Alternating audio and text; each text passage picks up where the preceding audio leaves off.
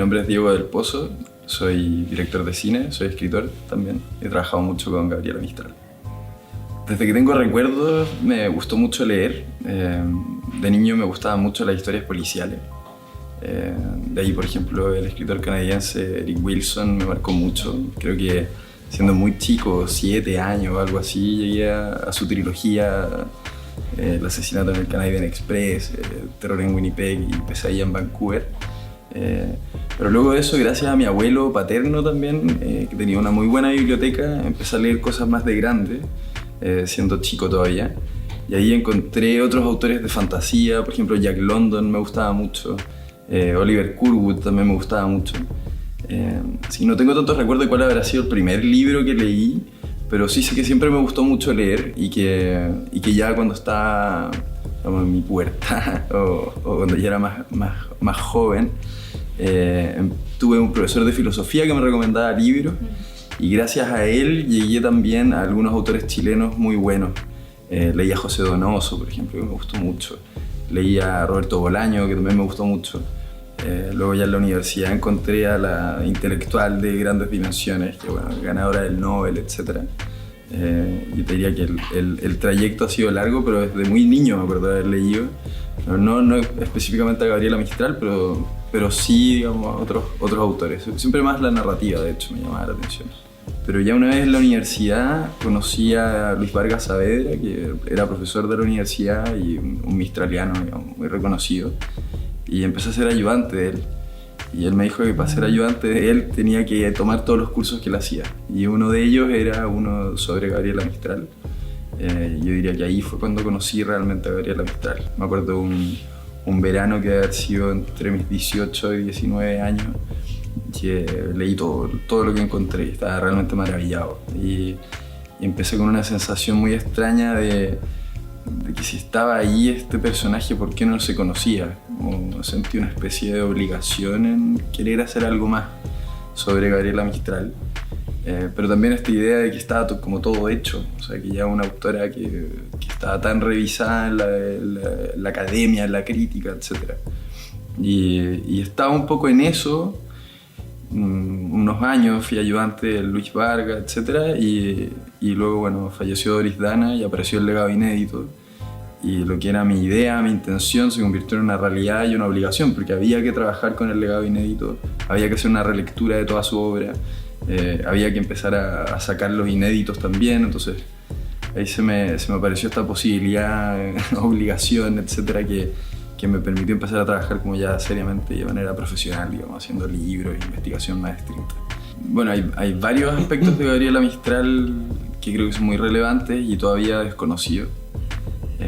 Uno de ellos, bueno, claro, su faceta política, que a mi juicio es como la más potente, la más interesante quizás. Y también un desafío, porque ella al nunca haber militado en un partido político es un poco, no sé, un poco burdo decir la Mistral política. Entonces ahí encontré como un punto intermedio en el que la Mistral política no es solamente el ejercicio del poder político de los partidos, sino que es la política en el sentido desde donde se construye una sociedad. Y ahí, sobre todo, yo creo que hay muchas cosas que Gabriela Mistral dijo en su minuto que tienen una vigencia y una validez tremenda todavía, que son temas que han sido planteados 1000 veces y que no se han sabido solucionar, muchas veces por desorientación de los que sí ejercen el poder político.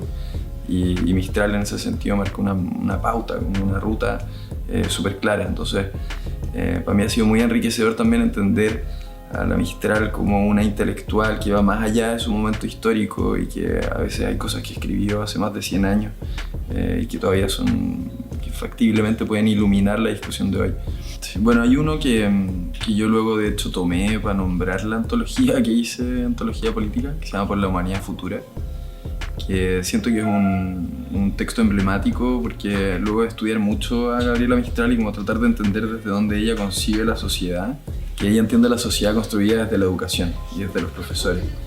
Y este texto, Por la Humanidad Futura, es un texto que ella incluye en un texto para profesores en México, en la década del 30, donde los interpela y les dice como, oye, ¿están ustedes, profesores, crear para el futuro una sociedad de hombres o mujeres libres o una turba de esclavos? O sea, la libertad en todas sus dimensiones desde dónde construir una sociedad libre, con todas las posibilidades que se entregan, pasa por los profesores y pasa por los alumnos también. Yo diría que cuando uno quiere como acercarse a Gabriela Mistral, más hacia sus textos de carácter intelectual, ese es un muy buen texto de entrada por la humanidad futura. Este libro Almácigo tiene un valor especial para mí porque es el primer libro grande en el que trabajé de Gabriela Mistral. Lo hicimos con Luis Vargas Saavedra, yo era su asistente en ese momento. Es un libro que recoge una parte importante de lo que eran los poemas inéditos de Gabriela Mistral que aparecieron en este legado del 2007. Y fue muy interesante acercarme a los manuscritos, a su puño, a ver cómo trabajaba su obra, cómo reescribía, cómo iba corrigiendo los libros, o sea, los poemas. Entender que su obra ella la concebía como un texto vivo que iba mutando, que nunca estaban terminados los poemas.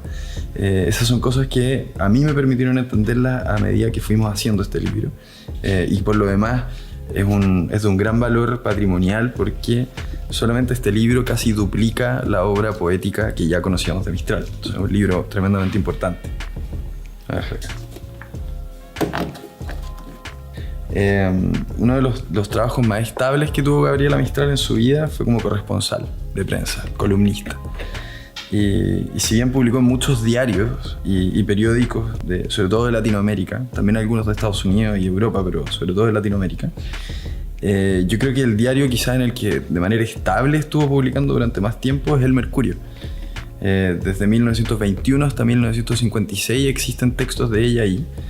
Y esta compilación que hizo Floridor Pérez de 50 prosas de En el Mercurio, con introducciones muy sensibles, muy acotadas y muy buenas por parte de él, me parecen que son una buena forma de entenderla también en ese aspecto, no de poeta, sino como, a pesar de que igual publicó algunos poemas en El Mercurio, la mayor parte son prosas y que nos muestran también su curiosidad y la posibilidad que le permitía este trabajo como autora en periódicos de opinar y de escribir de los más variados temas.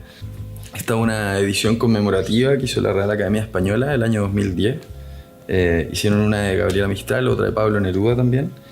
Esta edición, que yo creo que es como edición para fanáticos, digamos, porque tiene las obras completas, poéticas de Gabriela Mistral, tiene un poco de prosa, tiene varios artículos críticos de reconocidos intelectuales y académicos. Tiene cosas como fáciles para entrar en el libro, como índice de primeros versos, tiene un glosario también. Pero una de las cosas fascinantes es que incluyó la Real Academia Española en el final de la compilación de poesía, sobre todo, algunas cosas que estaban inéditas, que eran inéditas, y partes del poema de Chile también. Para mí este es un libro de cabecera, absolutamente. Generalmente hasta viajo con él, a pesar de que no es tan práctico por su tamaño, porque para lo que significa la referencia con relación a su poesía, al menos, acá está todo.